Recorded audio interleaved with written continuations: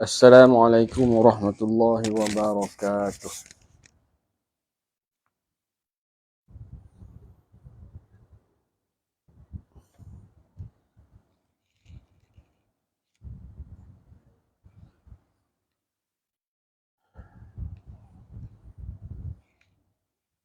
Bismillahirrahmanirrahim. Alhamdulillahi rabbil alamin. Wassalatu wassalamu ala asyrafil anbiya'i wal mursalin wa ala alihi wa sahbihi ajma'in. Subhanaka la ilma lana illa ma 'allamtana innaka antal alimul hakim. ولا حول ولا قوة إلا بالله العلي العظيم. رب اشرح لي صدري ويسر لي أمري واحلل عقدة من لساني يفقهوا قولي. لا حول ولا قوة إلا بالله العلي العظيم. اللهم صل على سيدنا محمد وعلى آله وصحبه وسلم.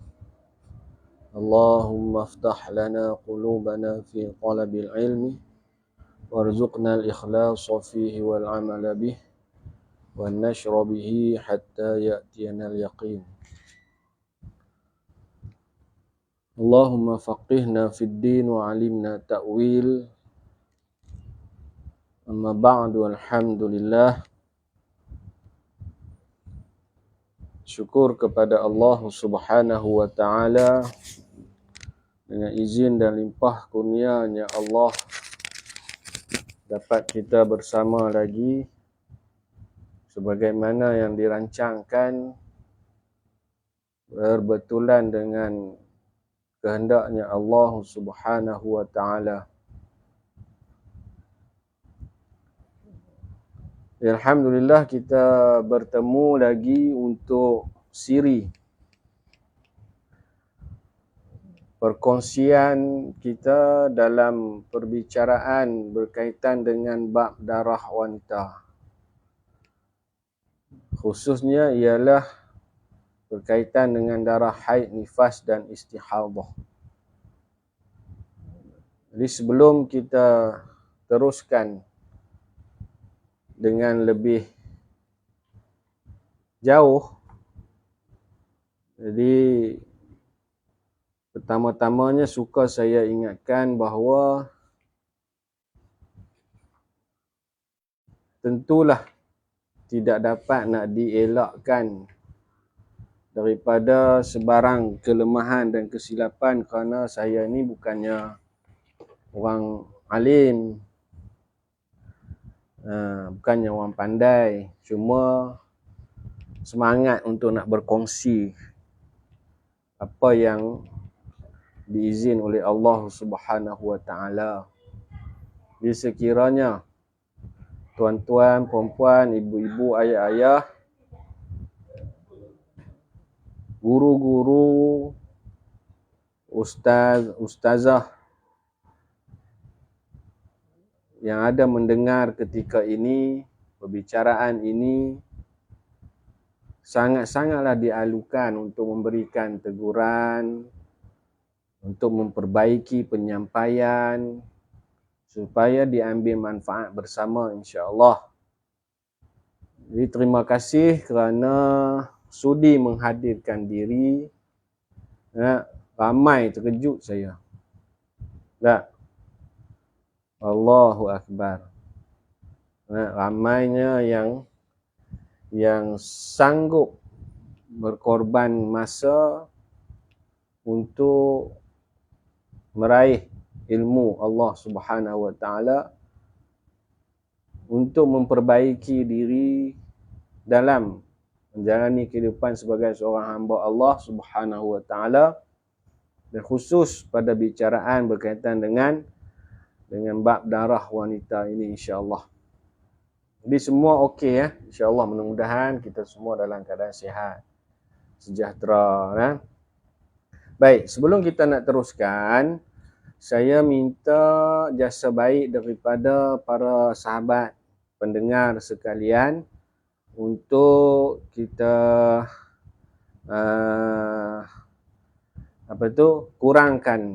kurangkan komen apabila kita mula untuk perkongsian nanti ya, insya-Allah.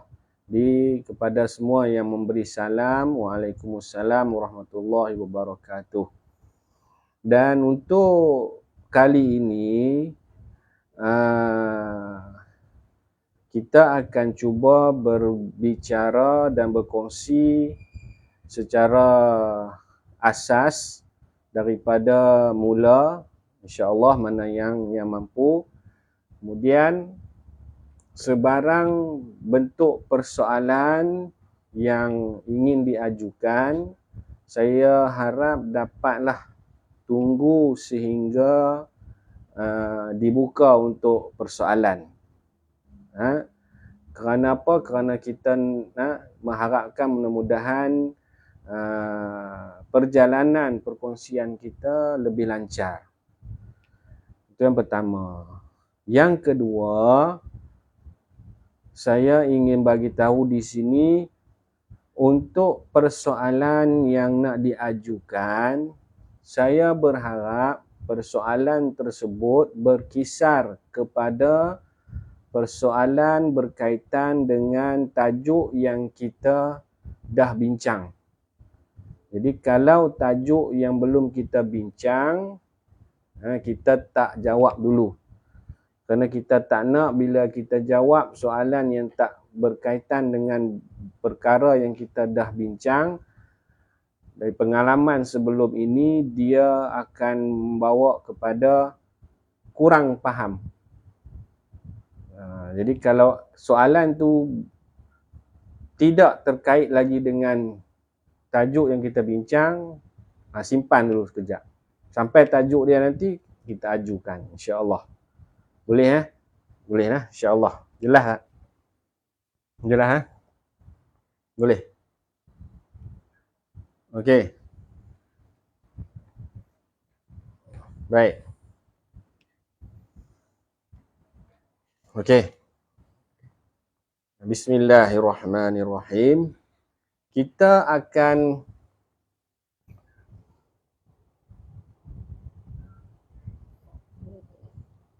gambar okey tak? Gambar, suara okey kan? Okey nah? Baik. Terima kasih semua, masya-Allah, ramainya. Takut saya. Kan? Berderu-deru orang masuk. Allahu Akbar. Kalau saya ada salah silap, tolong beri teguran. Teguran yang membina untuk sama-sama kita mendapat kebaikan, insya-Allah. Kalau ada kawan-kawan kita yang salah faham, yang mungkin dia keliru, kita bantu sama-sama. Kita tak nak ada celah-mencela. Ini merosakkan majlis atas diri kita sendiri. Kita nakkan kebaikan, tapi dalam masa yang sama berlaku satu kecelaan dan keburukan, itu menyekat daripada kita untuk mendapat kepahaman sebenarnya, insya-Allah. Okey, baiklah, kita tak mau panjang dah. Saya rasa sudah cukup dah waktu. Cukup dah kita berceloteh, kita bersembang-sembang untuk memberi ruang kepada orang yang baru nak masuk. Jadi saya rasa sudah cukup. Jadi mudah-mudahan semua dapat berikan tumpuan, dan stop dululah komen-komen apa semua tu. Kita stop dulu, insya-Allah. Kita fokus kepada kita punya perkongsian. Kita akan gunakan buku ini, di mana buku ini disusun, bukan dikarang tetapi disusun, kerana ianya bukan benda baru, ianya benda yang telah dibahaskan oleh ulama, kemudian disusun semula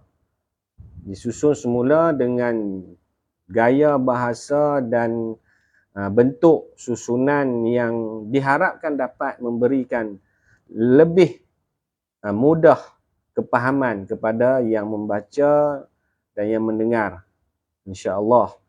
Jadi yang disusun oleh Abu Ahmad Adam Afzam bin Awaluddin.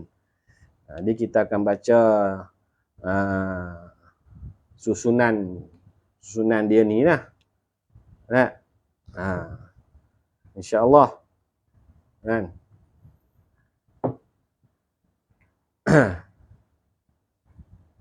Yang diberi nama Risalah Darah Haid, Nifas dan Istihadah. Jadi yang mana yang belum ada buku panduan, insyaAllah lah, masih tidak terlambat lah untuk mendapatkan buku ini. InsyaAllah. Wakil-wakil jualan ada, insyaAllah. Okey, Risalah Darah Haid, Nifas dan Istihadah. Di mana buku ini, susunan ini telah pun mendapat sokongan, kita kata sokongan lah, daripada Al-Fadhil Ustaz Asyik Ilahi bin Mat Bisa, merupakan mudir Ma'had Al-Fatani, Bukit Qobah, Pendang, Kedah, Darul Aman. Dan beliau, Al-Fadhil Ustaz Asyik ni, atau setengahnya memanggil beliau Baba Asyik, juga merupakan penyusun ataupun pengarang kepada kitab untuk Mubidadari. Kitab untuk Mubidadari. Kitab untuk Mubidadari yang juga berkisar kepada perbahasan berkaitan dengan haid, nifas dan istihadah. Mungkin ada yang pernah lihat, pernah dengar, atau mungkin pernah mengikuti pengajian kitab Al-Fadhil Ustaz Asyik yang ni. Untuk Mubidadari. Untuk Mubidadari ya. Untuk Mubidadari. Mungkin ada yang pernah mengaji kitab ni. Ya, yang juga kitab yang sangat baik, juga mudah untuk dipahami.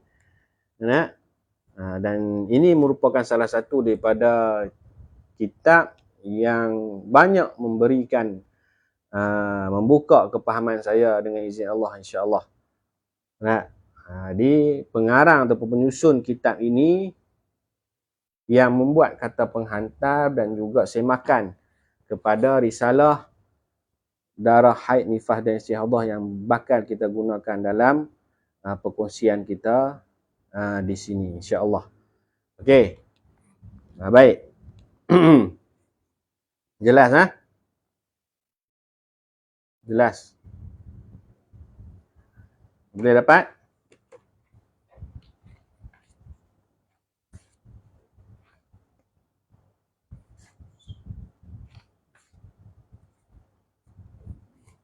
Boleh dapat? Baik. Kita tengok pada kata penghantar. Penting untuk kita ambil tahu apa yang disebut oleh Al-Fadhil Ustaz Asyik di dalam kata penghantar. Kita baca sekali lalu saja. Kita baca sekali lalu. Bismillahirrahmanirrahim. Alhamdulillahirabbil alamin wassalatu wassalamu ala sayyidil mursalin wa ala alihi wa sahbihi ajma'in wa ba'd. Alhamdulillah, segala puji bagi Allah Ta'ala, dengan pertolongan taufik hidayah daripada Allah dapat saya hadir untuk menyempurnakan penambahbaikan serta semakan risalah ini bersama Ustaz Abu Ahmad Adam Afzan sebelum beliau berhasrat untuk mencetak risalah ni lah. Selepas dah siap, ditunjukkan kepada Ustaz Asyik untuk disemak, dan Ustaz Asyik pun sesudi untuk buat semakan. Dan Ustaz Asyik sangat merendah diri, beliau datang ke rumah penyusun, ke rumah Abu Ahmad Adam Afzan untuk berbincang dan membuat semakan pada manuskrip Risalah Haid, Nifas dan Istihadah ni. Tawaduknya Ustaz Asyik sanggup datang. Allahu Rabbi. Alhamdulillah, saya mendapati risalah ini sangat baik untuk dijadikan sebagai bahan bacaan sendiri serta disebar luas kepada masyarakat, kerana ini merupakan sebahagian daripada tuntutan fardu ain kita, khususnya bagi kaum wanita untuk kesempurnaan ibadah mereka seperti solat, puasa dan seumpamanya. Maka salah satunya perlulah merujuk pada bab ini. Wanita dia perlu merujuk pada bab ini. Bab apa? Bab darah ni. Kerana setiap wanita tidak lepas daripada mesti mengetahui hukum-hukum yang berkaitan dengan darah yang keluar daripada mereka. Sekiranya mereka tidak tahu dengan hukum darah yang keluar daripada mereka, sudah tentulah amalan mereka akan tercedera. Ada kalanya mungkin mereka akan meninggalkan solat dalam keadaan mereka wajib menunaikan solat. Ataupun mereka menunaikan solat di ketika mereka tidak boleh menunaikan solat. Atau juga mereka tidak qada solat yang mereka tinggalkan dalam tempoh yang sepatutnya mereka diwajibkan solat. Maka untuk kesempurnaan agama seorang wanita itu mestilah mengetahui hukum berkaitan dan darah mereka dengan mendapatkan risalah ini, serta ini sebagai salah satu rujukan tambahan di samping membaca, mentelaah, lebih-lebih lagi perlu hadir dalam daurah pengajian atau kelas yang diajar ilmu berkaitan darah haid, nifas dan istihadah yang berkait dengan diri mereka. Nanti apa yang ada di dalam kata penghantar ini ada kait dengan hukum mempelajari ilmu haid, bab darah, maaf. Anda faham tu di sini? Disebutkan di sini berkaitan darah haid, nifas dan istihadah yang berkait dengan diri mereka para wanita. Justru risalah ini merupakan salah satu daripada sumber rujukan yang patut mereka perolehi sebagai panduan. Sallallahu ala sayyidina Muhammadin wa ala alihi wa ashabihi ajma'in walhamdulillah rabbil alamin. Sekian, terima kasih. Al-Fadhil Ustaz Asyik Ilahi bin Mak Desa. Jadi di sini disebutkan di dalam kata penghantar itu, wanita wajib mengetahui berkaitan darah yang keluar pada diri mereka. Yang ni kena pegang poin ini, nanti kita akan tengok kepada hukum belajar ilmu haid. Baik, jelas setakat ni? Jelas setakat ni? Jelas setakat ni?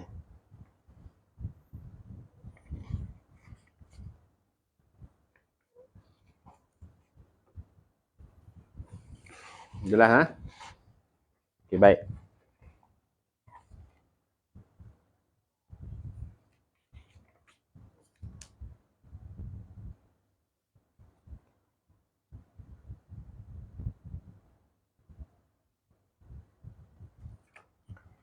Okey, baik. Jadi kita tengok pada muka surat 2. Kata aluan tu baca sendiri ya. Kata aluan tu baca sendiri ya nah. Diberi izin untuk baca sendiri. Boleh ya? Boleh ya? Ada orang tanya, yang ni pengarang dia saya ke pengarang dia? Tak, saya bukan pengarang. Saya tolong baca saja. Saya tolong baca. Okey, cari sendirilah pengarang dia. Penyusun dia. Baik.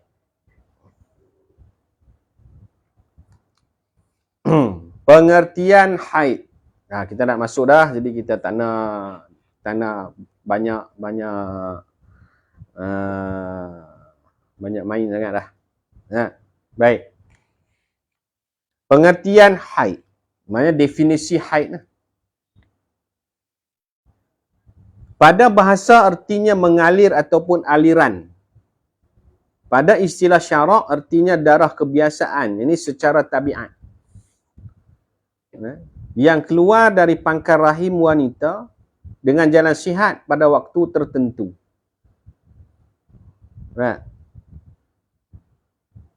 Jadi maka dapat dipahami haid itu ialah darah kebiasaan keluar dari pangkal, yakni bahagian paling hujung rahim, keluar dalam keadaan sihat tanpa sebab.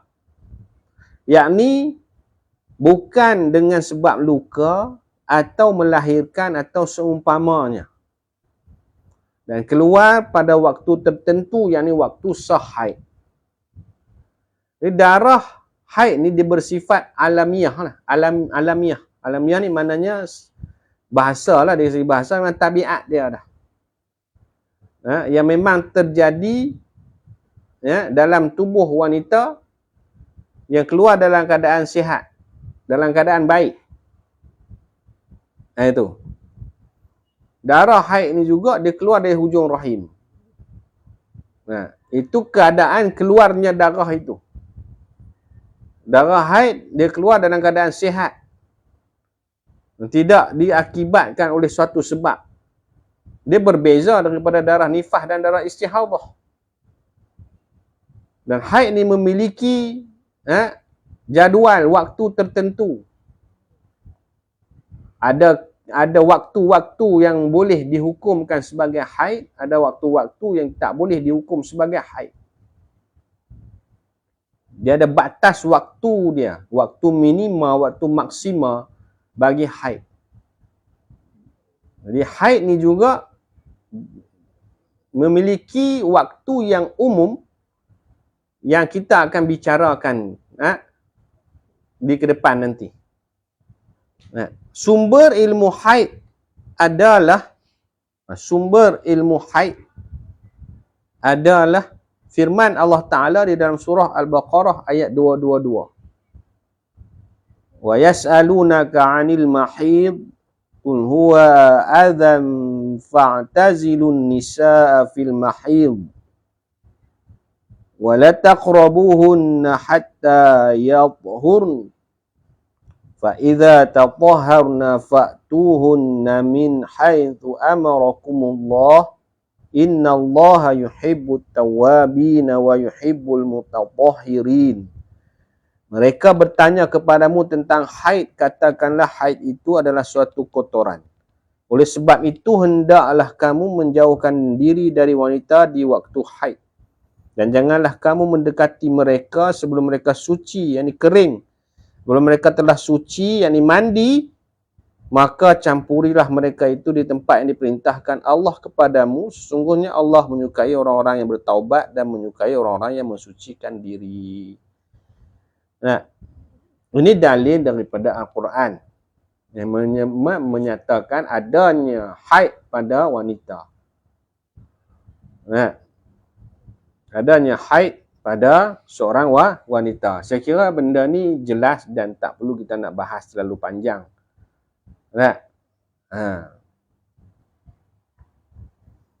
sabda Nabi SAW, hadza syai'un katabahu Allahu ala banati Adam.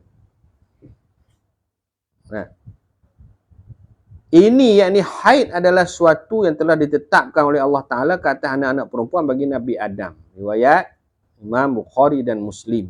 Dan ini pun kita rasa tidak menjadi satu perkara yang perlu untuk kita bahaskan terlalu panjang. Nah, sebagai dalil mengatakan darah yang ada pada wanita itu ada sumbernya. Nah,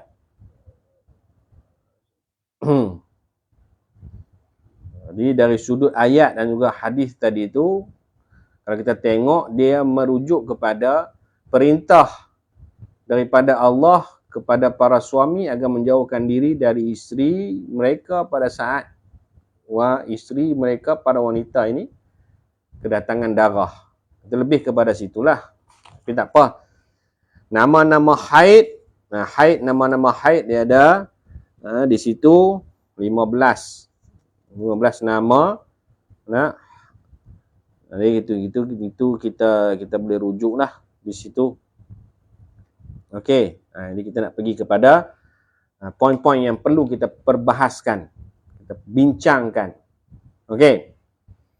Kita tengok hukum mempelajari ilmu haid. Hukum mempelajari ilmu haid. Okey, baik. Apakah hukum mempelajari ilmu haid? Berkaitan dengan haid. Bukan haid sajalah. Hukum mempelajari ilmu haid. Boleh tanda di situ. Ilmu berkaitan dengan darah wanita. Termasuk nifas dan istihadah.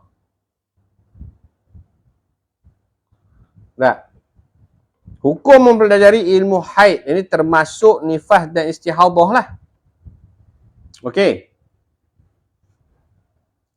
Pertama, wajib, yang ni fardu ain ke atas seorang wanita belajar ilmu berkaitan darah haid termasuk nifas dan istihadah bagi mereka yang mengalami perkara tersebut. Kat sini tadi, ingat tadi tak kita sebut dalam kata alu, kata penghantar daripada pada Ustaz Asyik sebagai orang yang membuat semakan pada ni. Di situ disebutkan dalam kata penghantar tadi kita dah baca tadi. Dia sebab ada kaitan tu kita baca. Apa yang disebut di dalam kata penghantar tadi? Tak? Wanita perlu hadir dalam daurah atau pengajian atau kelas-kelas yang diajar ilmu berkaitan darah haid, nifas dan istihadah yang berkaitan dengan diri mereka. Jadi yang wajib belajar ilmu berkaitan dengan darah wanita ini ialah wanita yang mengalami keadaan tersebut. Wanita yang mengalami haid wajib belajar haid. Kalau dia tak ada haid, tak wajib belajar haid. Biar jelas yang ni dulu. Kalau dia tak ada nifas, dia tak wajib belajar nifas. Kalau dia tidak ada istihadah, dia tak wajib belajar istihadah. Lazimnya wanita memang ada haid dan boleh berlaku istihadah dan juga nifas. Lazimnya. Jelas tak dulu ni? Boleh dengar tak? Boleh faham tak? Ke laju sangat? Ni penting. Jangan salah faham. Bila salah faham, kita dapati ramai di kalangan wanita yang dia cuba untuk menyatakan satu perkara, tetapi perkara itu tidak jelas. Boleh faham? Kenapa perlu tahu, penting tahu kewajipan tertanggung ke atas siapa dengan sebenarnya, dengan sesungguhnya. Kerana kita tidak mahu ada secara zahir, lisan ataupun di dalam hati terdetik dia ni tak pernah belajar. Apalah dia ni tak mau belajar. Awaklah dia ni tak mau belajar. Tidak ada unsur-unsur tuduh menuduh. Itu yang kita tidak mahu. Kenapa? Kena faham dulu. Supaya datang sangka baik dalam diri kita. Jadi kita kena tahu, yang wajib belajar berkaitan dengan darah ini ialah orang yang mengalami. Di sini kita boleh anggap satu sangka baik kalau dia ni orang yang tidak ada haid, tidak pernah ada nifas, tidak pernah ada istihadah, maka memang tidak wajib bagi dia untuk belajar. Jadi yang wajib belajar ni siapa? Orang yang mengalami. Kalau dia seorang wanita tapi dia tidak mengalami haid, dia tidak mengalami nifas, dia tidak mengalami istihadah, maka tidak wajib atas dia untuk belajar. Ingat balik, lazimnya wanita memang ada haid. Lazimnya wanita memang ada istihadah. Lazimnya wanita juga memang biasalah, lazim ni biasalah. Memang ada yang nifas. Boleh faham? Tapi nak memberi faham, bila kata lazim, biasanya. Jadi benda yang biasa, dia boleh berlaku luar kebiasaan. Jadi, boleh jadi ada wanita yang dia tidak haid, tidak nifas dan tidak istihadah. Maka wanita yang ada mengalami 3 jenis darah ini, haid, nifas, istihadah, maka wanita inilah yang wajib belajar. Wajib kena tahu. Faham dulu? Jelas tak? Jelas tak? Jelas. Ambil air sikit.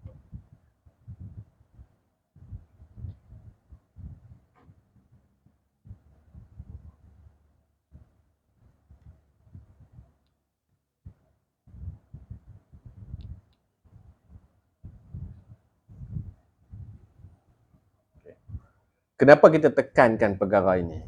Kerana kadang-kadang kita tengok ada yang menulis tak tulis apa pun. Tidur. Betul? Tak tahu nak tulis. Apa dia? Apa dia, Bang? Hah? Apa dia, Bang?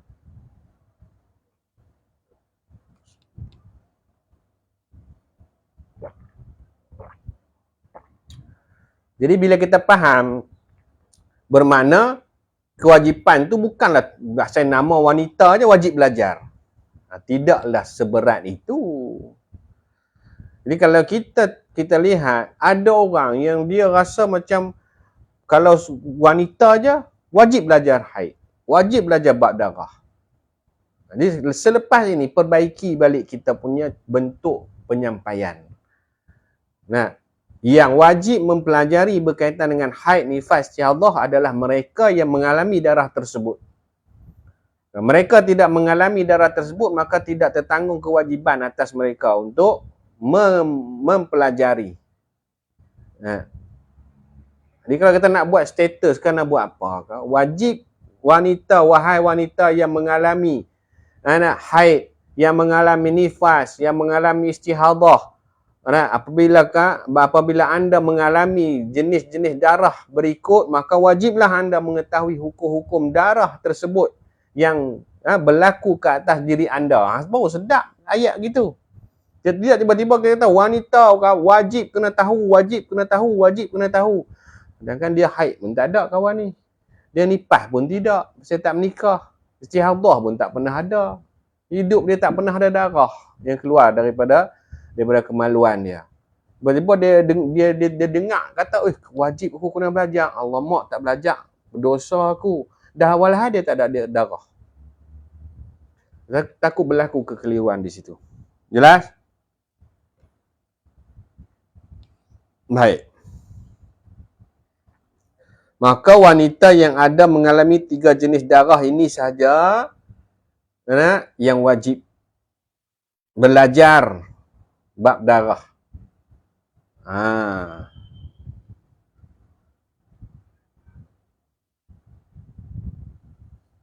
Baik.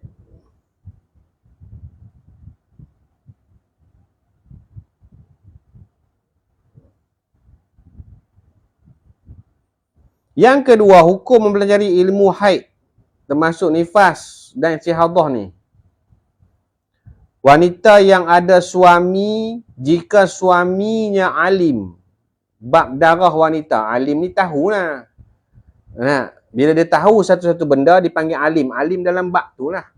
Kalau dia bab darah dia tahu, alim dalam bab darah. Bab Fatihah dia kemas, dia tahu, dia alim bab Fatihah walaupun bab qul huwallah tak alim. Tapi dipanggil alim bab Fatihah. Jika maksud di sini wanita yang ada suami, jika suaminya alim bab darah wanita, maka wajib suaminya itu mengajar isterinya. Dalam situasi ini haram wanita itu keluar untuk belajar bab darah tanpa izin suaminya. Suami dia wajib ajar. Wanita ni tak boleh keluar suka-suka hati, mesti kena minta izin suami kalau nak keluar belajar bab darah. Bab darah, cerita bab lain, bab solat ke, bab puasa ke, tu cerita lain. Kita tak kait kat sini. Kalau nak keluar dengan sebab nak belajar bab puasa, suami tak reti bab puasa, bolehlah keluar. Pasal dia fardu juga kan. Bab solat, bolehlah keluar. Bab fardu. Itu cerita perbahasan. Tapi dia kini cerita bab darah. Kalau suami dia boleh ajar, suami dia alim, maka dia tak boleh keluar untuk keluar mencari ilmu bab darah ni tanpa izin suami. Dan ketiga, jika suaminya, bukan surat 3 nah. Jika suaminya tidak tahu dan tidak boleh mengajar isterinya bab berkaitan darah wanita, maka wanita itu boleh keluar untuk belajar dan haram suaminya menghalang atau melarang isterinya untuk keluar belajar. Suami memang tak reti, suami tak boleh ajar, dah tak reti nak ajar macam mana? Kan? Maka isteri ni boleh keluar dan suami tak boleh larang untuk belajar bab darah. Habis belajar bab darah, balik. Tak ada singgah-singgah dah, tak ada. Itu juga dengan isteri yang minta izin suami untuk pergi belajar. Pergi mana nak pergi masjid? Ada belajar apa? Pada belajar bab solat. Okey, pergi masjid. Habis belajar, balik. Singgah tempat lain, salah. Bahkan, setengah pendapat mengatakan berdosa dia. Pasal dia diberi izin keluar untuk pergi belajar, masjid, balik. Lepas habis tu, pergi berjalan merayak merata hala sini, sana, sini, sana, sini, sana, sini, sana. Itu sebenarnya dia telah menyalahgunakan kebenaran yang telah diberi izin. Jelas? Hukum yang keempat, muka surat 4, hukum belajar bab berkaitan darah wanita bagi lelaki adalah fardu kifayah kerana lelaki tidak didatangi haid, nifas dan istihadah. Disebutkan oleh Al-Khatib Asy-Syarbini, seorang wanita wajib mempelajari hukum hakam haid, istihadah dan nifas yang ia memerlukan kepadanya. Kalau dia tidak beristihadah, dia tak tahu bab istihadah, tidak berdosa. Kalau dia tidak ada nifas, tidak melalui nifas, dia tidak belajar dan tidak tahu bab nifas, dia tidak berdosa. Yang jadi berdosa dan fardu untuk dia belajar adalah bila dia ada haid, dia tak belajar bab haid.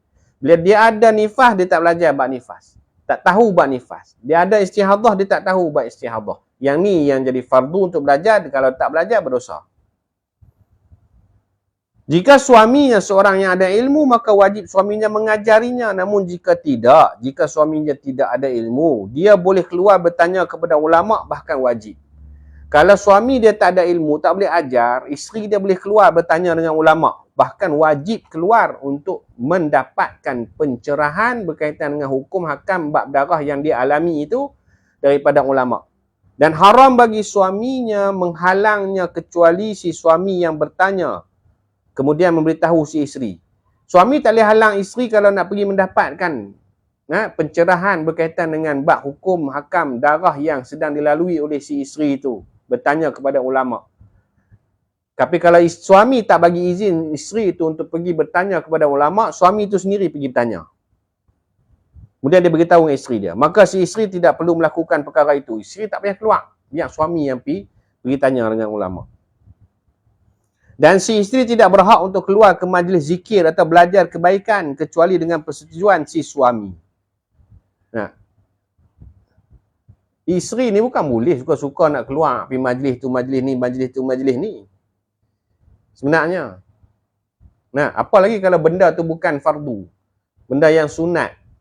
Terus ada gedik-gedik sangat. Tak?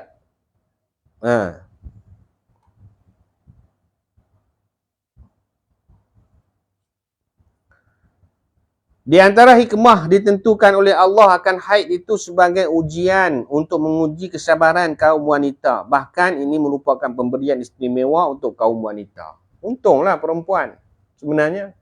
Bahagian untung ke dia. Kerana Allah tahu yang boleh tanggung adalah wanita.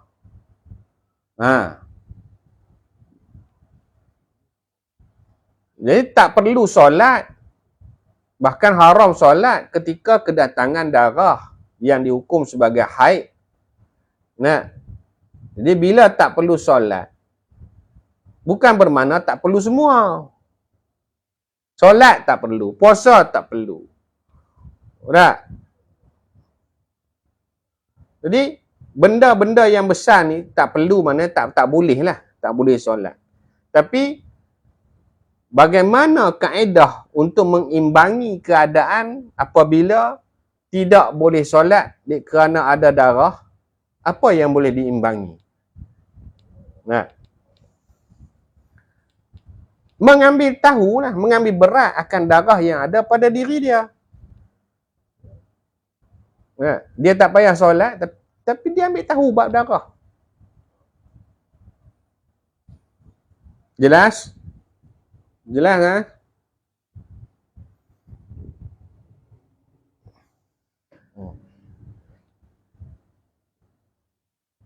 Boleh tak?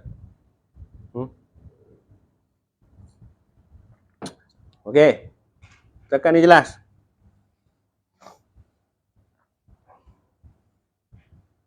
Okey. Setakat yang kita sembang tadi, setakat yang kita dah baca tadi. Okey, apa-apa kemuskilan? Ada soalan?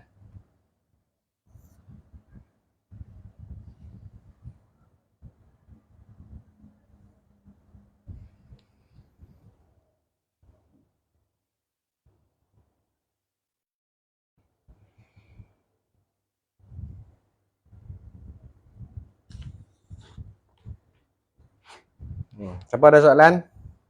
Takat yang kita dah bincang tadi lah. Jangan tiba-tiba tanya, saya keluar darah 6 hari, 4 hari berhenti, 5 hari keluar darah balik. Tiba-tiba pula, jangan lagi yang tu. Ni takat kita dah cerita tadi. Jangan terus-terus tanya gitu, lagi stres. Susu tak ada malam ni. Susu ada ke tak ada? Tak tahu. Depa ni, ada ke susu? Ada susu beli. Dalam peti air. Pergi ambil tunjuk kat mereka ni. Farm Fresh. Tukar lain lah.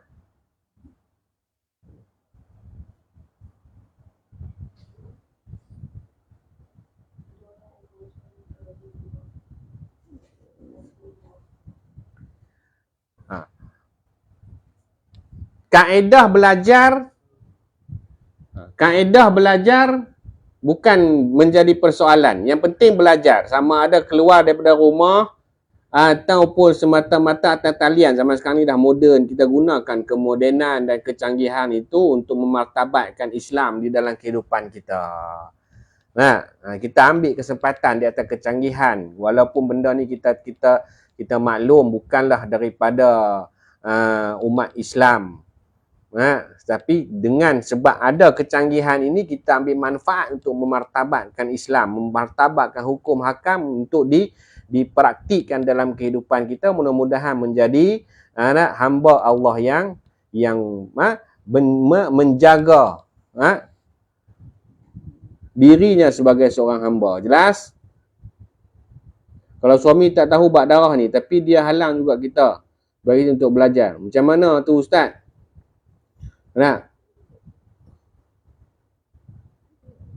Keluar juga lah, macam mana?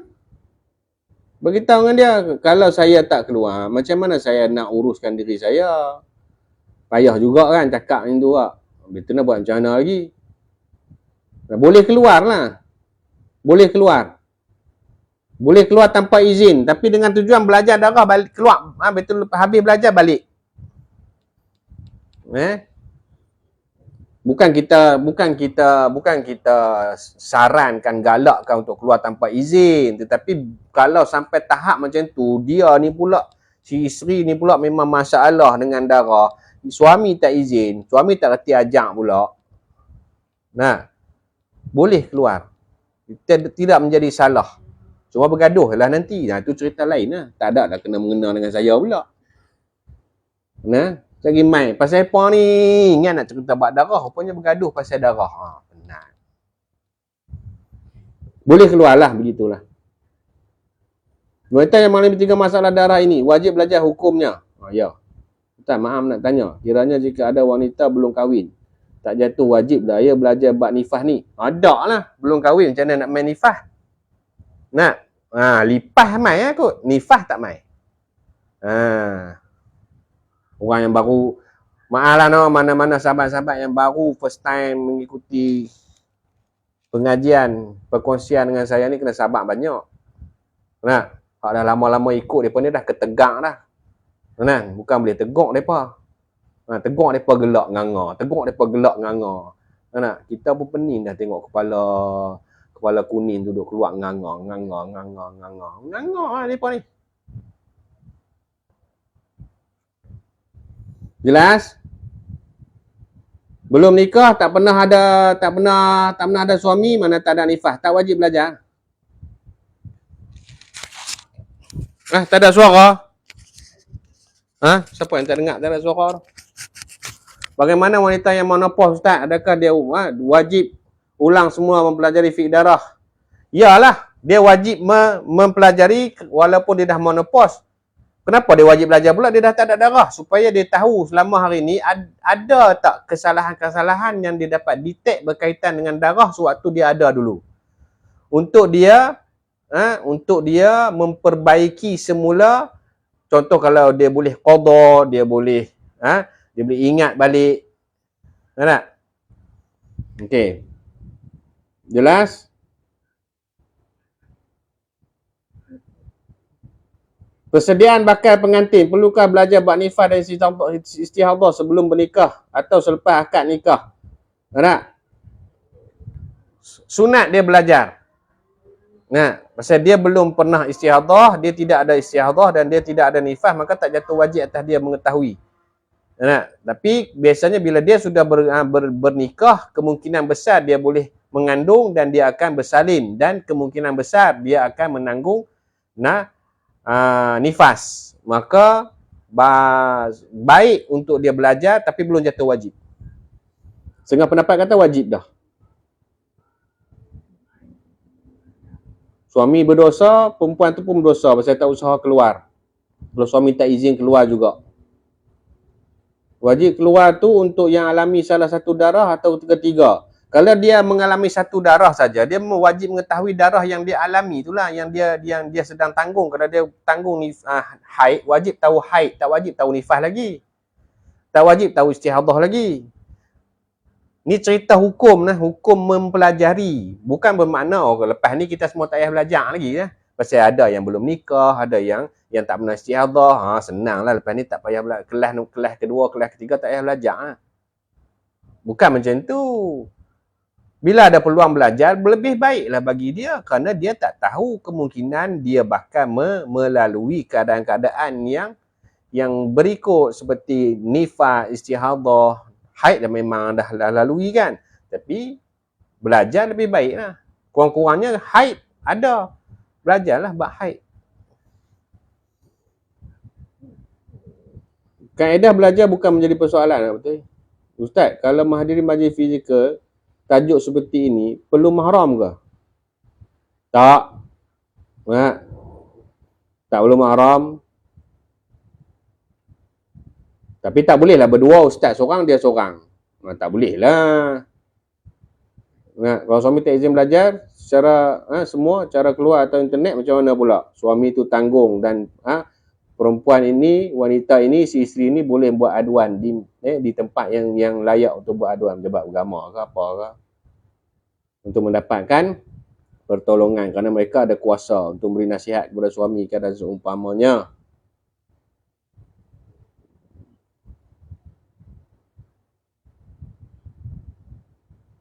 Seorang yang telah lanjut usia yang dulu tak pernah ambil tahu pasal darah ni, sekarang dah tak ada darah dah, wajib kena tahu. Kita kata tadi, wajib dia ambil tahu supaya dia tahu kesilapan dia yang lalu. Dia bertaubatlah, bertaubat kepada Allah. Tak ada masalah, jangan malu untuk bertaubat. Nak? Patut kena malu kalau tak bertaubat. Kalau bertaubat jangan malu. Kalau seorang perempuan itu dia tak mengaji sebab dia rasa tak datang istihadhah, tapi dia sendiri tak tahu dirinya mengalami istihadhah, macam mana tu ustaz? Dia berdosa. Sebab dia tak belajar. Kalau dia tak tahu itu istihadhah, maknanya dia tak tahu juga itu adalah haid ataupun tidak. Kalau dia tahu itu adalah haid, mana tentulah tidak istihadhah. Kalau dia confirm itu bukan istihadhah, bermakna dia tahulah itu haid. Tapi kalau dia tak tahu itu istihadhah ke tidak, ke mana haid pun dia tak tahu, maka berdosa juga dia. Kanak-kanak yang belum balik tu wajib tak kita ajar mereka sebagai persediaan? Tak wajib mereka tahu, tak wajib kita ajar. Tak? Bagus kalau kita ajar. Kerana lepas ni kita akan tengok usia paling awal haid. Di situ mungkin akan lebih mendapat pencerahan.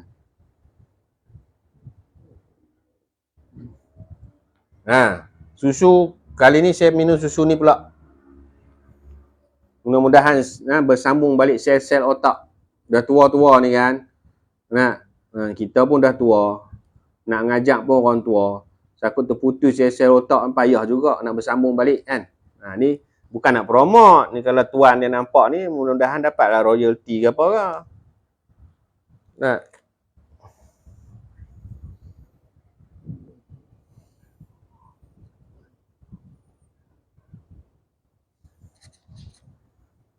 Okey.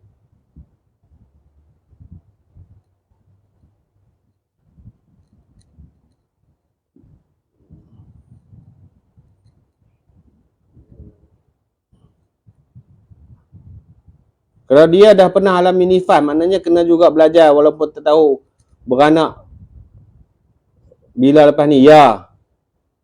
Takut yang dulu salah. Okey.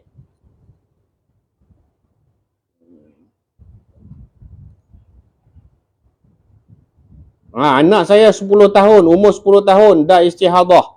Tak ada masalah. Lepas ni nanti kita akan bahas tajuk ni.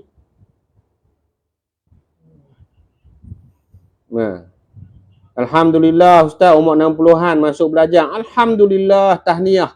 Yang malu yang umur belas-belasan, yang muda-muda ni ya, yang duk galak-galak ni. Malu. Ni. Ada ni. Tengok ni sahabat kita. Puan Habibah. Dia kata umur 60-an masuk belajar. Subhanallah. Kita tak tahu lagi umur 60-an esok jadi apa.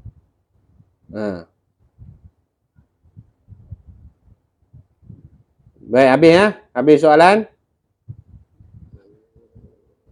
Kita nak tutup ke apa ni? Nak sambung tak?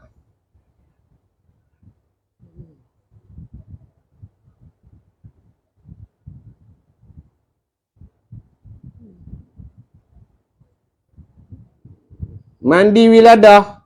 Mandi wiladah tak masuk tajuk dia ni lagi ni. Mandi wiladah tak ada lah sebenarnya, khusus ni niat je mandi wiladah. Tetapi masalahnya bila dia nak mandi wiladah, mana boleh nak mandi kalau dia bersambung dengan nifas. Kalau dia sedang nifas, mandi wiladah ni mana lepas-lepas beranak tu dikira berhadas besar. Tapi sekarang dia bersambung dengan nifas, macam dia nak mandi wiladah. Jadi dia kena tunggu kering nifas. Dia tunggu kering nifas. Tak disuruh kita untuk mandi wiladah, yang disuruh mengangkat hadas besar. Mandi wajib, mandi hadas besar, maka terangkatlah wiladah dan nifas. 8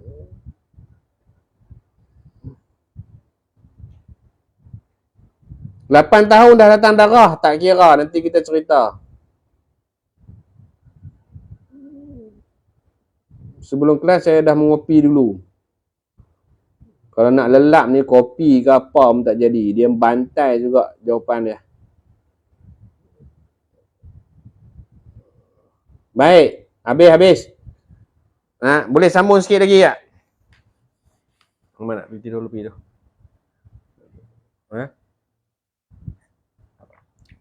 Boleh Berapakah usia paling awal haid? Okey, stop dulu soalan.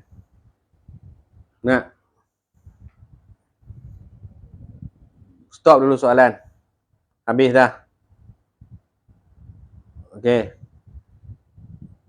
Stop dulu soalan. 15 minit, 20 minit lagi kita habis. Berapakah usia paling awal haid? Berapakah usia paling awal haid? Iaitu umur 9 tahun Hijriyah.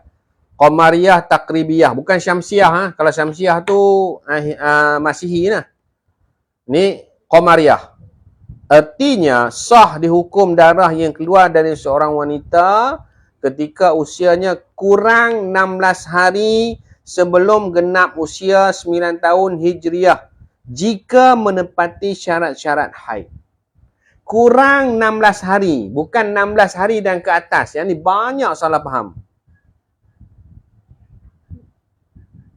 Boleh faham? Boleh faham? Jelas tak? Kurang 16 hari. Tak boleh cukup-cukup 16 hari. Sini 9 tahun. Nampak tak? Masuk ke tak? Ni tak tahu. Tak nampak tulisan.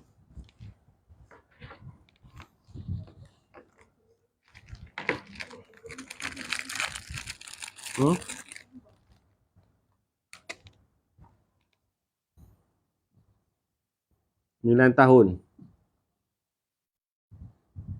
9 tahun. Nah,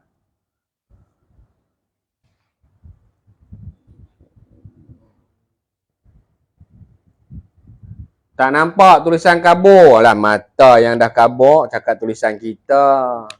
Betul ke? Orang lain tak ada komplain pun tak nampak. Orang lain tulis nampak aja. Kan mata dah kabur. Biar betul. Betul ke tulisan tu kabur? Kan mata kabur. Jangan marah, bergurau lagi. Kita santai-santai je. Tak mau serius-serius sangat, tapi jangan sampai melampaui batas lah.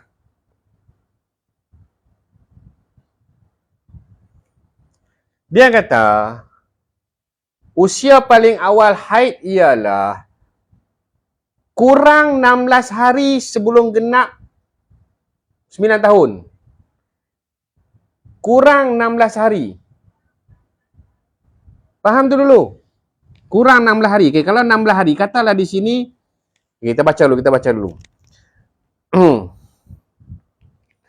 Kenapa diambil kira kurang 16 hari sebelum genap usia 9 tahun? Ini kerana tempoh kurang 16 hari sebelum genap usia 9 tahun Hijriah itu adalah tempoh yang tidak mencukupi, yakni tidak muat untuk sekurang-kurang haid dan suci. Sekurang-kurang haid dan suci yang kita akan sebut akan datang. Nanti kita akan ceritalah berapa sekurang-kurang haid, sekurang-kurang suci. Tapi nak cerita ni kenapa ambil kurang 16 hari. Itu yang penting. Kurang 16 hari. Bukan 16 hari dan ke atas. Bukan. Kurang 16 hari. Kurang 16 hari sebelum cukup 9 tahun. Mana mesti kena 15 hari setengah. 15 hari 3 suku. 15 hari tu yang 3 suku. Bukan kita yang 3 suku. 15 hari 3 suku. Boleh faham? Kalau 16 hari lagi nak cukup 9 tahun, tak boleh. Dia tak kira sebagai haid. Pasal apa? Pasal kalau 16 hari sebelum cukup 9 tahun, bermakna dia dapat sekurang-kurang haid dan sekurang-kurang suci. Yang nanti kita akan sebut lah. Nanti kita akan sebut nanti. Sat lagi, tunggu tengok. Sekarang nak faham kata kurang 16 hari tu macam mana?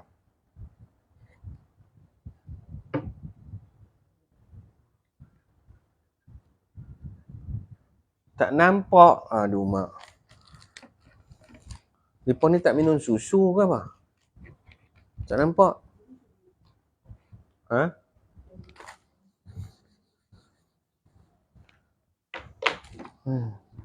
Mana nak tolong mereka ni?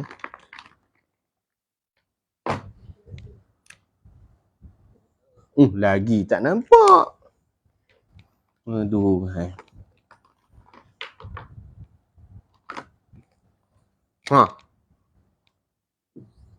nampak.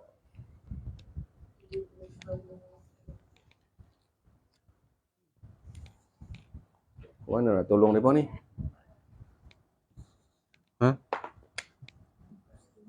9 tahun. 9 tahun. Okey. 16 hari maksudnya kurang 16 hari. Okey. Kita katalah sini betul 1 Syawal. 1 Syawal cukup 9 tahun. Okey. 30 Ramadan. 29 Ramadan. 28 Ramadan. 27 Ramadan. 26 Ramadan. 25 Ramadan. Sampailah 16. 1, 2, 3, 4, 5, 6, 7, 8, 9, 10, 11, 12, 13. Paling boleh 16. Seperti contoh 1. Senang cerita. Tengok contoh 1. Siapa yang tak ada buku?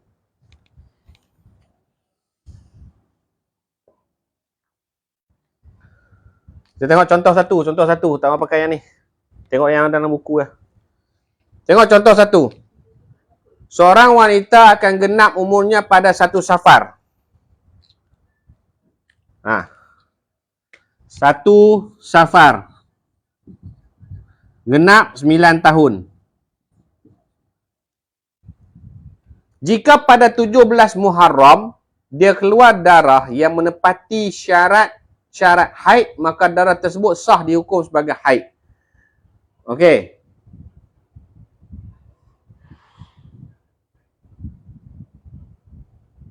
Tak apa. Baik. Dia kata kalau 17 Syawal. 17. Okey. 18, 19, 20, 21, 22, 23, 24, 25, 26, 27, 28, 29, 30. Okey. Berapa hari ni? 17. Cuba kira. Untuk 17 ada Muharram sehingga 1 Safar, berapa hari jumlah dia? Berapa hari? Berapa hari jumlah daripada 17 Muharram sehingga 1 Safar?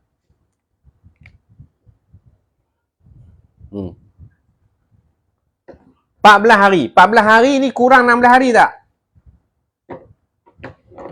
14 hari ni kurang 16 hari tak? 14 hari ni adakah ianya kurang 16 hari?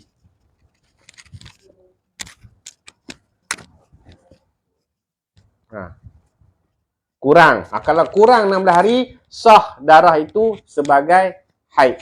Kalau menepati syarat haid. Jelas? Okey. Kalau 16,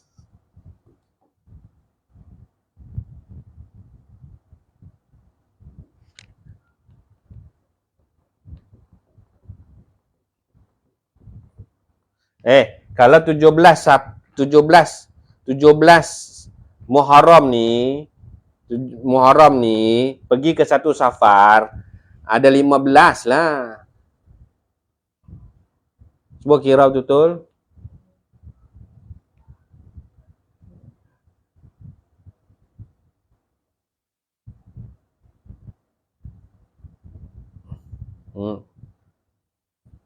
Kita ambil terus 17 tu. 17, 18, 19. 17 tu kira 1. Ini untuk perkiraan hari, bukan untuk perkiraan hari dulu.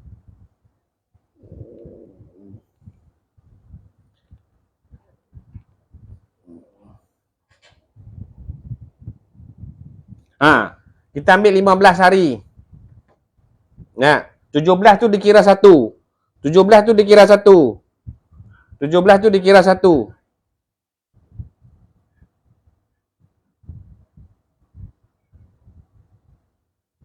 Okey.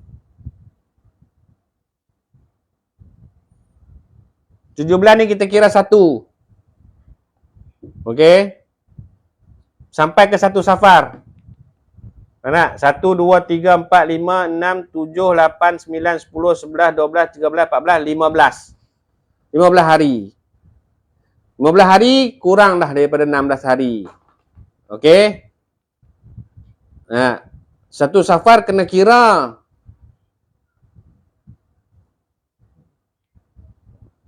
1 Safar kena kira. Kalau baru 30 hari bulan Muharram, dia belum cukup 9 tahun lagi. Genap ni 1 Safar baru genap. Maka 1 Safar mesti kena kira. 1 Safar mesti kena kira. Jelas?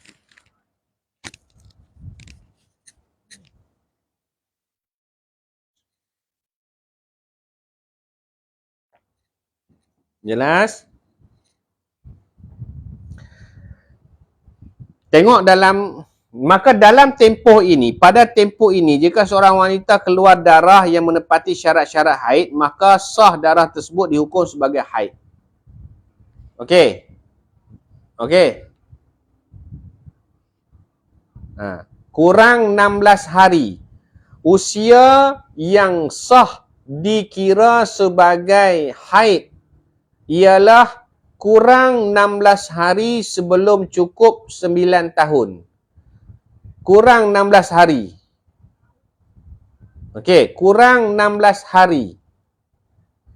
Okey. Jadi kita kira kalau waktu keluar darah tu, di sini kita buat contoh, 17 ni kena ambil satu lah. 17 ni kira sehari. 17 ni kira 1, 2, 3, 4. Untuk 17 pergi ke 1, sampai ke 1, dia melalui 16 hari. 16 hari, 15 hari. Maka 15 hari itu merupakan kurang daripada 16 hari. Okey, jadi anak-anak kita, kalau siapa yang ada anak perempuan, dia pertama dia kena tahu tarikh lahir daripada bulan bulan Qamariah, Hijriah. Okey? Boleh? 8 tahun 11 bulan 15 hari. Macam tu. Payah juga nak sebut 8 tahun 11 bulan 15 hari. Cuma tengoklah kalau dia satu Safar birthday dia, maknanya paling-paling pun 17 hari bulan darah tu keluar. Okey. Darah yang keluar sebelum tempoh tersebut, sebelum tempoh anak tersebut seperti nota 1A ni, iaitu di luar tempoh kurang 16 hari sebelum genap usia 9 tahun, tidak sah dikira sebagai haid. Kalau bermula pada 16 Muharram, dia tak kira lagi sebagai haid.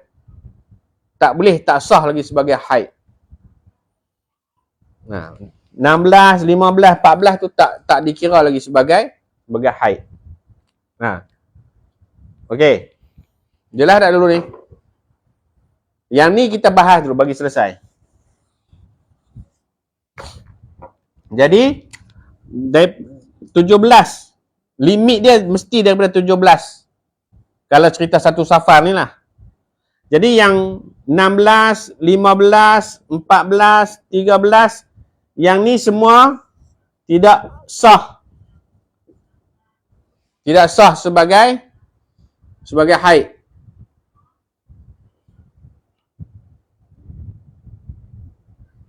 Okey.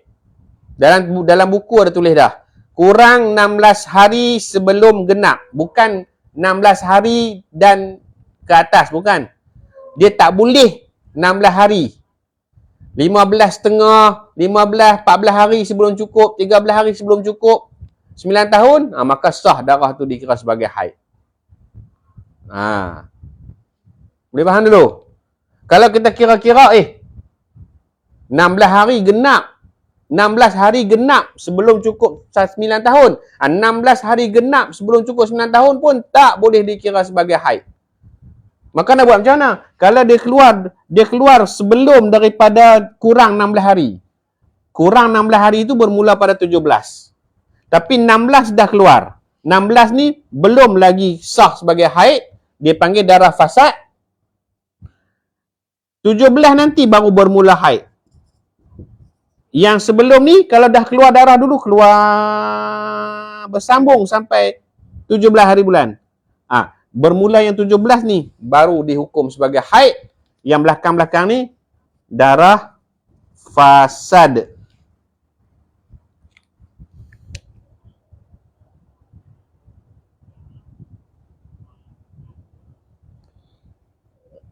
Mesti kurang daripada 16 hari. Senang-senang ceritanya 15 hari. 15 hari sebelum 9 tahun, 14 hari sebelum 9 tahun, 13 hari sebelum 9 tahun. Kalau 16 hari sebelum tak boleh. Mesti kurang daripada 16 hari.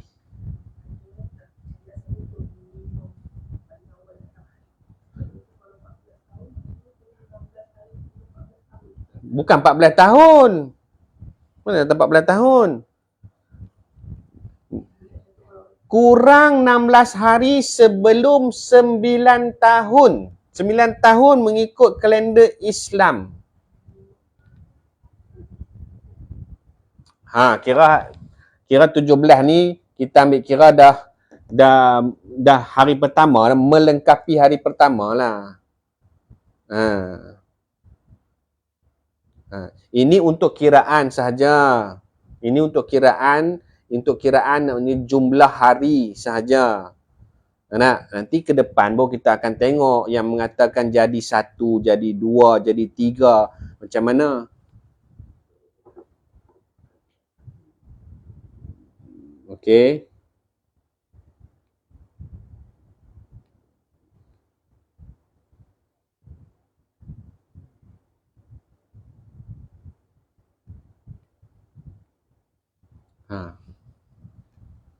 Jadi untuk kiraan haid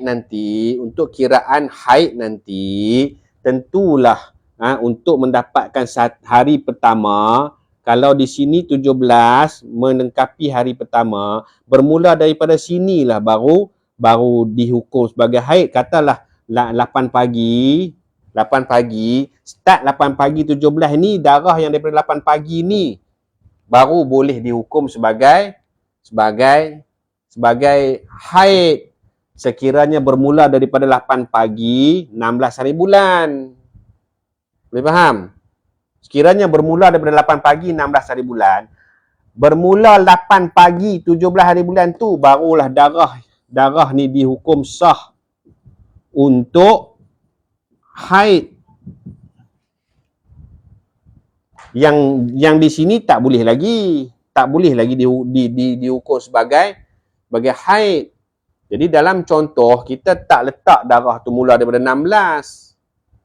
Kerana dia akan menjadikan seseorang tu lebih keliru, kerana kita belum memperjelaskan kepada dia lagi depan-depan kaedah mengira hari. Boleh faham tak dulu? Dalam buku kita bagi tahu darah, tengok darjah 2, nota 1B. Orang yang ada buku, cuba tengok nota 1B. Tengok nota 1B.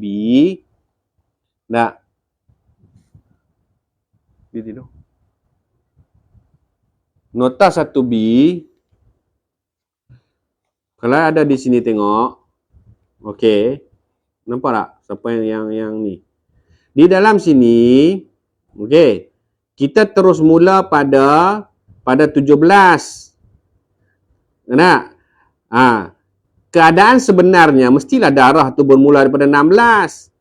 Darah yang bermula pada 16 pergi ke 17 baru cukup 1 hari. Nak? Tapi kenapa kita tak letak pada 16 untuk mencukupkan, melayakkan sebagai ni? Kerana apa? Kerana yang daripada sebelum daripada 17 sampailah kepada 16 tu sendiri tak boleh dikira sebagai, tak sah dikira sebagai haid, kerana pada 16 hari bulan ini, 16 hari bulan ini dia berada pada 16 hari, bukan kurang 16 hari. Sebab tu kita mulakan contoh pada 17 hari bulan. Jelas tak dulu? Kalau 14 tahun permulaan ni tak terpakai. Dia bermula pada umur sebelum 9 tahun. Sebelum tu macam mana? Kurang 16 hari sebelum 9 tahun. Di sahabat kita yang tanya tadi, bermula 17 hari bulan tu kira hari pertama ke? Ya, 17 hari bulan tu genap hari pertama. Kerana darah yang bermula pada 16 hari bulan tu tidak boleh dihukum lagi sebagai haid. Kenapa? Kerana dia bukan berada kurang 16 hari. Jelas? Tengok keterangan untuk nota 1B. Darah pada 14, 15, 16 tidak dihukum sebagai haid kerana ianya keluar di luar tempoh kurang 16 hari sebelum genap usia 9 tahun Hijriah. Maka darah pada 17, 18, 19 sah dihukum sebagai haid kerana berada dalam tempoh kurang 16 hari sebelum genap usia 9 tahun Hijriah. Darah yang pada 14, 15, 16 ni tidak dihukum sebagai haid kerana apa? Dia di luar tempoh kurang 16 hari. Yang berada di dalam tempoh kurang 16 hari ialah bermula daripada 17 dan seterusnya. Okey, siapa ada keuzuran kena keluar dulu, sila keluar. Tak ada masalah. Boleh keluar dulu. Terima kasih kerana meluangkan masa. Mudah-mudahan diberi kepahaman. Ada masa tengok ulangan balik ya. Jadi minta maaf jugalah dari pihak saya. Kalau terasa macam kasar ke apa, tak, memang jenis-jenis saya orang utara kan. Nak lembut-lembut pun tak apa-apa nak reti. Jadi kalau boleh bertahan, sabar untuk beberapa siri awal ni, mudah-mudahan nanti fahamlah kot, insya-Allah. Okey, terima kasih kerana meluangkan masa. Siapa yang ada keuzuran perlu keluar dulu, tak apa keluar dulu. Saya nak habiskan ni sikit lagi ni. Sikit je lagi.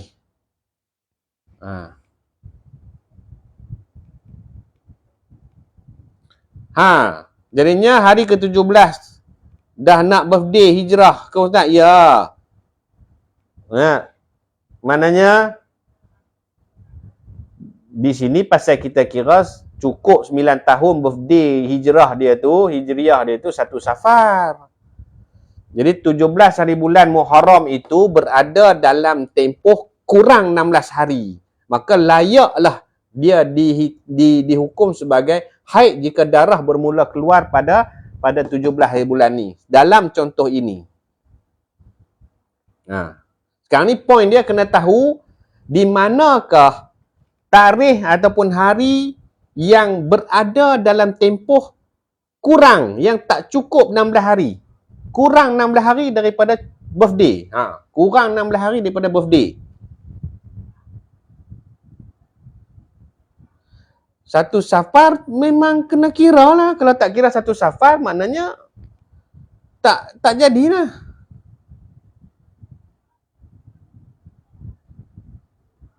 Okey.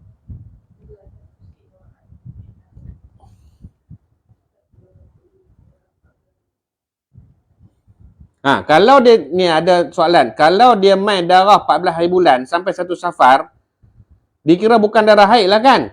Bermula 14 ni bukan. 14 ni bukan haid. Yang bermula daripada 17 ni haid. 3 hari pertama bukan haid. Tapi kalau dia keluar sampai 1 Safar, dia bukan haid. Dia dah masuk dalam bab istihadah. Kenapa? Kalau daripada 14 sampai 1 Safar, dia dah melebihi 15 hari pula. Bila lebih daripada 15 hari, keluar daripada tempoh maksima haid. Itu dia akan perbahasan istihadah nantilah. Kalau ikut pada soalan sahabat kita ni, kalau keluar daripada 14 sampai 1 Safar, maka tidak boleh dihukum sebagai haid. Kerana keluar daripada tempoh maksima haid. Tapi kalau keluar sampai 19 atau sampai 20, maka yang daripada 17 sampai 20 dihukum sebagai haid, yang 14 sampai 16 tidak dihukum sebagai haid. Okey? Puan Nur Ain. Okey.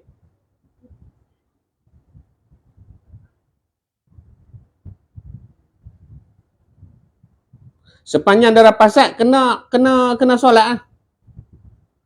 Saya tak faham kenapa 1 Safar tu dikira sekali dalam kiraan kurang 16 hari.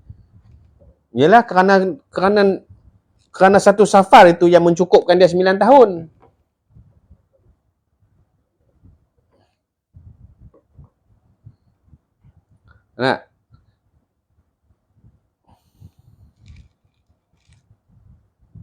Okey. Last. Penutup dia. Peringatan mesra. Sepatutnya kita perlu ambil tahu tarikh lahir kita dalam tahun Hijriah. Berapa hari bulan Qamariah kita lahir. Bahkan tak kala berkait hukum, khususnya dalam bab darah wanita ini, yang diguna pakai untuk usia haid adalah mengikut tahun Hijriah. Begitu juga dalam bab baligh, yakni cukup umur. Jika tiada tanda-tanda cukup umur, maka genap usia 15 tahun dikira sudah baligh. Namun mesti diambil perhatian. Usia 15 tahun itu bukan mengikut tahun Masihi, tetapi mengikut kiraan tahun Hijriah. Dalam keadaan ini, sebagai contoh, jika seorang anak sama ada lelaki ataupun wanita yang sejahtera akalnya tetapi tiada tanda baligh, maka apabila genap usianya 15 tahun telah dikira sebagai akil baligh. Pada ketika itu telah tertanggunglah hukum syarak ke atas mereka. Bagaimana jika kita hanya mengikut kiraan tahun Masihi sedangkan telah genap usia 15 tahun Hijriah lebih awal daripada genap usia 15 tahun Masihi? Berapa lama telah tertanggung hukum syarak yang mungkin telah diabaikan kerana mengira bahawa belum cukup usia 15 tahun disebabkan mengikut kiraan tahun Masihi? Jelas tak? Kalau kita ikut Masihi, bermakna telah melajak usia 15 tahun. Sedangkan cukup 15 tahun pada syarak ialah mengikut Hijriah. Budak tu lahir bulan 10. Kita duk ingat 15 tahun tu bulan 10. Wahai sebenarnya bukan ikut bulan 10. Ikut Hijriah. Kalau ikut Hijriah, awal lagi sebelum bulan 10 tu dia dah cukup 15 tahun. Itu maksud dia. Okey. Habis.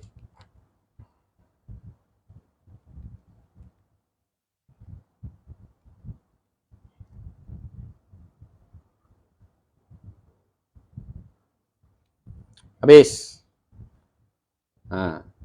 Kita berhenti di situ dulu.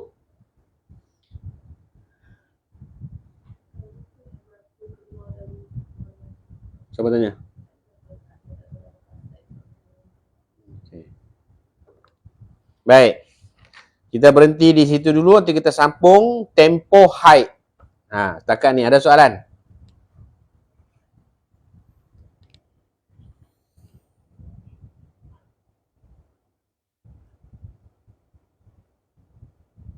Ya. Cara ni untuk anak yang datang awal period. Kita tak tahu setiap orang ini bila keadaannya datang darah. Tapi kita kena ambil tahu usia yang memungkinkan seorang itu dihitung sebagai haid bila.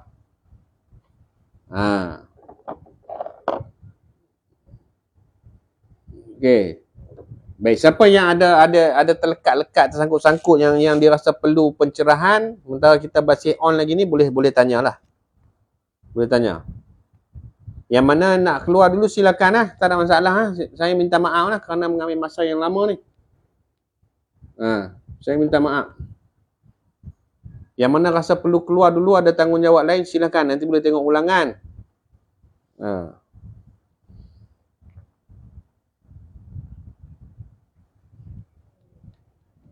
Siapa yang rasa macam tersekat, yang masih ada lagi ni?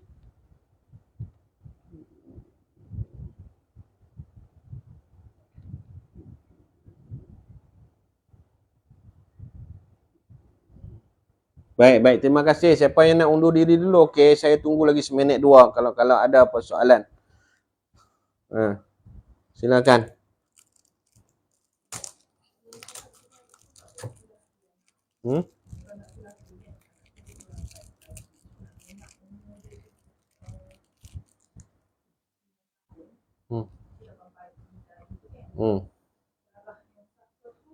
Mesti lah, yang tu perbahasan lanjut lah. Kita tak bahas lagi lah. Mana ni?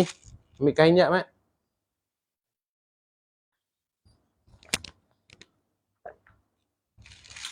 Kain.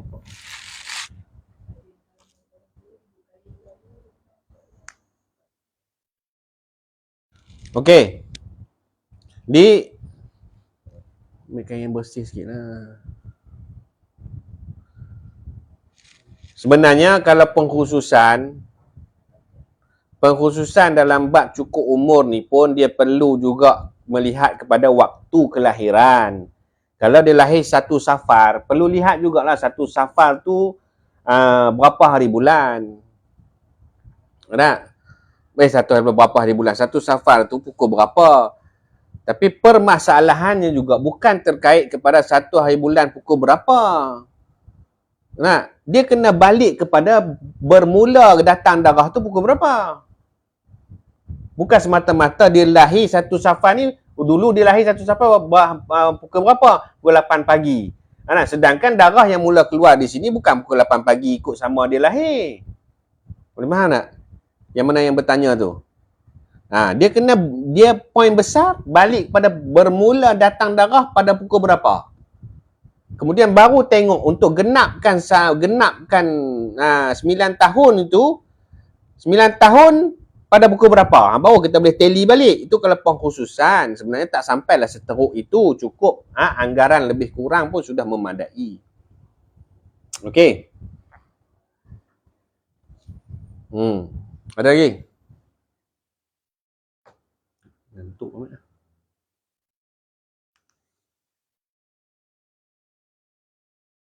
Dah boleh tutup dah, habis dah. Bisa hidup. Okey.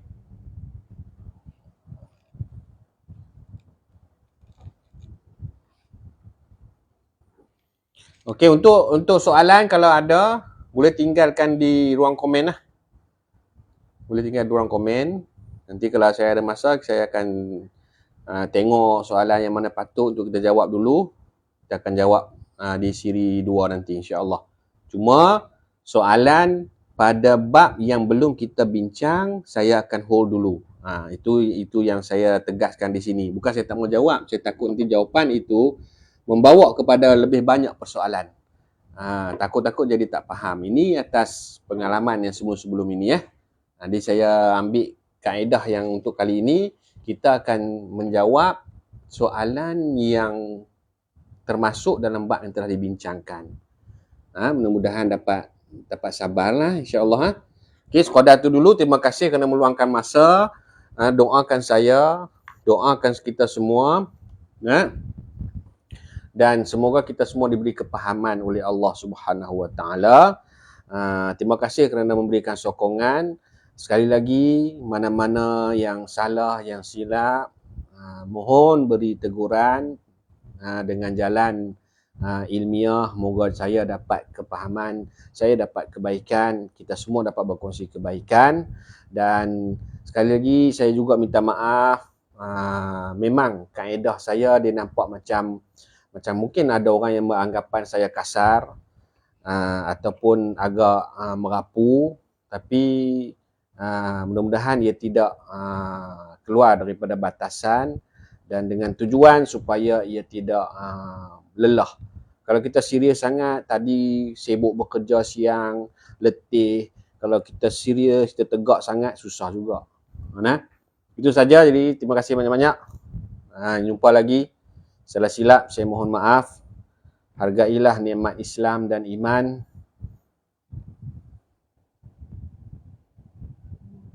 Wassalamualaikum warahmatullahi wabarakatuh.